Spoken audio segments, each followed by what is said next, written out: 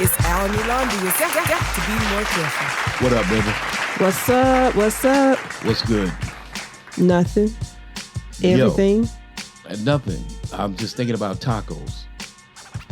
Fajitas. Oh, you eating fajitas. Let me tell you something. We've been gone for like 2 weeks. Yes. I've been struggling with my knee. Mm-hmm. But it's all good. We're back. And I've been struggling with school. And you've been struggling with school, but we're back. So let's get right into it. Let's go. There's a quote. Okay. Me and you've been talking about it for about a couple of weeks, right? Yeah. It's been about a couple of weeks. I was wondering if you could give me that quote. So the quote is, I have found that people might forget what you said and people might forget what you did, but people will never forget how you made them feel. Right. Who do we credit that quote to? Maya Angelou. Yes. Maya Angelou. And since we started talking about that quote, I have been like, it's on my mind constantly. Mm-hmm. People will forget what you said. People will forget what you do mm-hmm. or did, mm-hmm. but they won't forget how you made them feel. Right. Right. What does that quote mean to you? It's like we were saying earlier. So you might forget the details of something that happened, right, or the details of something that somebody said to right. you, but you won't forget how whatever it was they said or whatever it is that they did, how it made you feel. Right, how it made you feel. Right. Is there an example somewhere in your life where that has, resonated, where it's like, wow, okay. Because when we were in the truck, we went to the store earlier and we were talking about it. I was saying, someone in particular who I won't mention, they say a whole lot. Mm-hmm.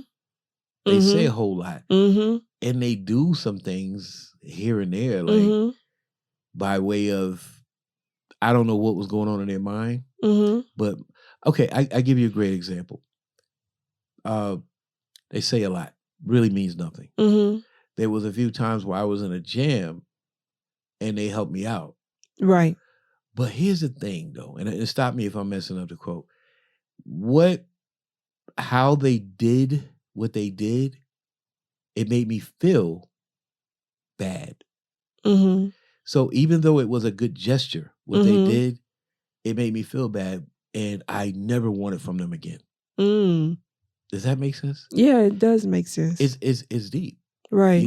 I've read many articles, people breaking down what Maya Angelou is saying over the past week. And believe it or not, people view that quote different when I think it's quite simple. But that's, people. That's people. Everybody right? has their own way of interpreting things, and I was researching it too, and I was trying to see if she ever explained what she meant when she said the quote. But I couldn't find anything. No, I couldn't find anything either. But the way I take it is basically what you said. You might forget, like, for instance, one of my mother's friends passed away a couple of weeks ago. Right. And she used to babysit us. And I don't remember any words that were said or what have you, but I do know that whenever I was around her, she made me feel good. We had fun, She made me feel important and everything. But I don't remember. I can't give you one conversation that I had with her. Right. But I know how she made me feel. Yeah, I forgot all that. Yeah. But I didn't forget how I felt when I was around her. And I think that's what makes that quote so profound. The first time I heard it was through, our classmate, Marcus Hanna. And he was telling me that the doctor, the guy that's in charge of Wallace Community College, had gave him that quote, which was, people don't remember what you said, people don't remember what you did. They just remember how you made them feel, which started me on that journey. Like, interesting. Right. But your example is great. Like, right. And that memory that you have is from when you were a kid, right? Yeah, a kid. And it's outlasted what she said or possibly did. You forgot what she did. Yeah, I forgot, Yeah, and it's still there. Mm-hmm. But how do we apply this in our life when we deal with people? Well, I guess it goes hand in hand with, people say talk is cheap, right? But Okay. actions speak louder than words, Okay. right? So I guess when you deal with people, you have to think about how you're making that person feel, or think about how you would feel if the shoe was reversed. Okay. And then if you keep that in mind, then I guess the words are not all that important. Now, I'm not going to say the actions aren't important, because I think actions are more important. Yeah, for sure. But if you keep that in mind, then you'll always deal with people in that manner that you want them to come away from that situation with you feeling good about themselves, feeling uplifted, encouraged, whatever the thing might be. So But you don't want them to feel bad. So you want to treat people like you want to be treated. Basically, yeah. Basically, yeah. I mean, people forget what you said, and people forget what you did, but they remember how you made them feel. Right. And I try to look at my life and go, See, I can only compare that to music and equipment. Like, we surrounded by studio equipment right now. And I try to think about that. Like, I had a guy I was talking to on the phone the other day. Well, yesterday, the guy Vincent that was helping me out with, the drum machine and stuff. But see, at one point when I first met him, he wasn't quite familiar with a lot of things. And I was telling him last night, I purposely didn't give you any details. Meaning I didn't say, okay, the drum machine can do this and it can do that. And you got to move this to that and do this to that. And there was no did, because we never, had time away from school to do it. But what I told him last night was, I talked to him about the joys of completing a beat. And I kind of like, they use that phrase, I put the battery in his back. Right? You understand what I'm saying? Like, I can't talk to you about particulars. So said is out. I can't talk to you about the come to my house and here's my drum machine and blah blah blah blah blah. So the did is out. So now it's just me looking at a person, inspiring them to say, yo, I mean, it's pretty easy. You could do it. Man, when you complete a beat, you feel so good.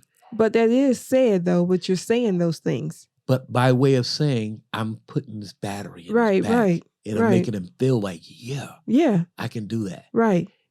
So he might not remember everything that you said to make him feel like that, but he'll remember that when he spoke to you about that drum machine, that it made him feel like, yeah, I got this. I can do this.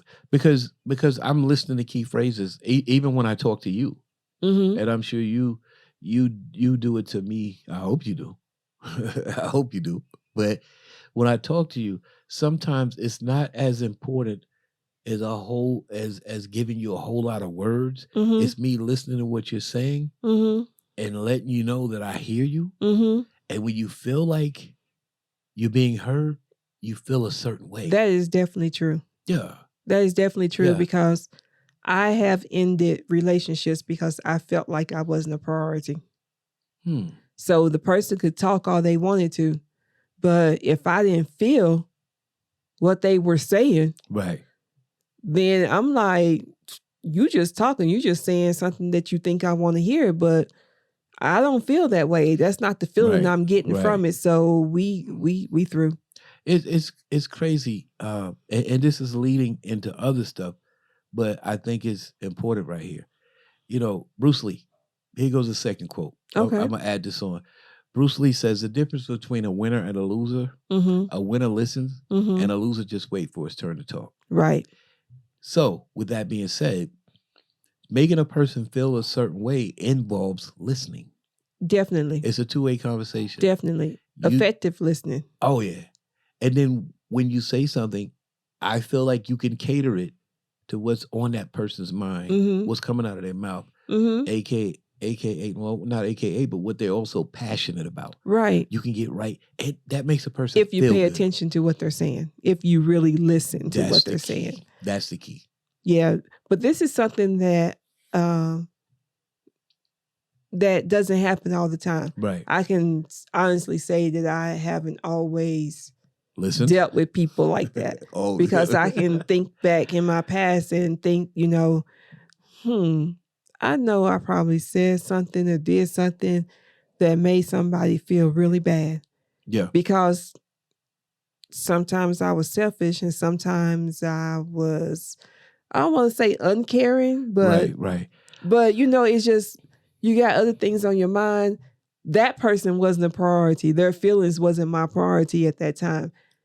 But I have grown and matured, and Well, you can't make everybody your priority. you can't. Today, earlier, we were also talking about the fact that what a person says can lead you into feeling down. Yeah. Okay. But we also spoke about it depends on who says it. Right. Because I used the example that someone could come up to me and say I'm fat. Right. And I don't feel no type of way about it because I don't care what that person think anyway. Right. But then it could be someone that I care about that come to me and say, you fat, right? Right. And then my feelings are all hurt. Now I'm, self-conscious. Feelings, the key word. They make you feel bad. What you call it? Self-esteem. Yeah. Messed up and everything. Yeah. So yeah, it does depend on the person. Yeah, and it's crazy. Yeah. I mean, right. Who says it matters. We adding stuff on to Miss Angelou, but right. it depends on who says it. Mm-hmm. Then there's that next category. It's not what you say, it's how you say it. It's how you say it. And how you say it can spark an emotion that might not necessarily be good. Right. The how you say it. Oh. I saw a post yesterday. Well, I can't talk. You can say yesterday. I saw a post yesterday, and the person on the post said the different definitions of you straight. Mm-hmm. When Black people say it. It means so many different things. It does. Like I could say, yo, you straight? Yeah. That means are you good? Or, hey, you straight? Yeah, you're good with me at this point. Well, just different things. So it's how you say it. The one that I saw on that post that rang out true. Imagine we in a club. Let's picture this. Imagine we in a club, music is playing, and this is guy staring at you from, a guy staring at me. Let's use this. Staring at me from across the dance floor. So every time I look up, I'm catching his eyes, right? The bar is that way. Right. So I walk around the floor, and when I get close to him, I go, you straight? What does that mean? I mean, what you look at me like that for? You straight? You got a problem? Yeah. Right. Yeah. So that's the example of it's not what you say, it's how you say it. Right. It can be, I mean, we talked about it in our last podcast with humility and grace and respect, appreciation. I'm missing one. Humility, respect, grace, appreciation. What was the other one? I forgot. Me too. My own stuff, and I forgot. But the point is it's like tact. How you say things really can dictate the flow of a conversation. Definitely. How you say it. Definitely. Yeah. Like, calm down, bro. Why are you yelling? Right. Right? Right. And then going back to Maya Angelou, if you're saying things high octane, yo, check this out. Yo, you make me feel a certain way, which jumps into the psyche. Am I a person that likes to be quiet? Right. Am I a loud person? Am I a person that doesn't like attention drawn to them? Now you're making me feel a certain way. Therefore, whenever you think about that person, you're going to be like, I don't like talking to them because every time I talk to them, they make me feel whatever. Yeah. And you might not even remember the exact words that that person said, but you know that every time you talk to them, you're like, man, I don't want to talk to this person because I feel, whatever you feel. Yeah. What about the accumulation of things making you feel a certain way? We talked about that too in our own time, which is, let's say I ask you to do something for me 20 times, and all 20 times you came through. Remember, you were talking about it may get to a point where you don't remember everything that person did for you, but you know that the feeling of I can depend on this person and they came through in the clutch. Right. You understand what I'm trying to say? Yeah. Or am I messing it up? No, I got you. Right. Again. That's a good feeling. Right. You know, that's a feeling of trust. Like, you know, I can trust this person. Yeah, I don't remember. I can depend on this person. I don't remember what you said. I don't remember exactly what you did. I just know over the course of time, I developed this feeling that I can come to you. Right. And I remember that. And isn't that how we describe people anyway? What do you Based on our feelings? Basically. You know? It's how you acquire friends. It's how you do right. everything. It's how you know, when if I ask you, hey, so and so, just gonna say George reached out to me, and I know that you and George are cool. You know, what kind of person is George? How you feel about George? Right. You're gonna tell me how you feel about George. Right. You might not. You probably won't say, oh, you know, George is light skinned, 6'2", 185 pounds. You're not gonna tell me that. You're gonna say, you know what? George is a cool person. Yeah. Whenever I need something, he's always there. If I need to talk about something, he listens. He don't judge, whatever. So you're telling me basically how he made you feel, and that's what you're giving me as a description of George. Yeah, yeah. So Miss Angelou's quote is on point. But the reason I wanted to talk about this is because I hopefully we have touched. There's layers. Like I used to say, there's levels to it. Levels to this. Right. You just can't take someone's quote literally and say, right. This is that. No, it's levels to it. Right. Because it's really up to each person how they interpret it. Yeah. And then also the interpretation has to do with maturity level. Yeah. Experience. Yeah. You know? Yeah.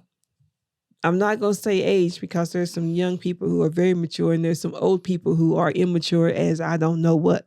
Well, there's this thing, you know, I used to be all into the philosophy books.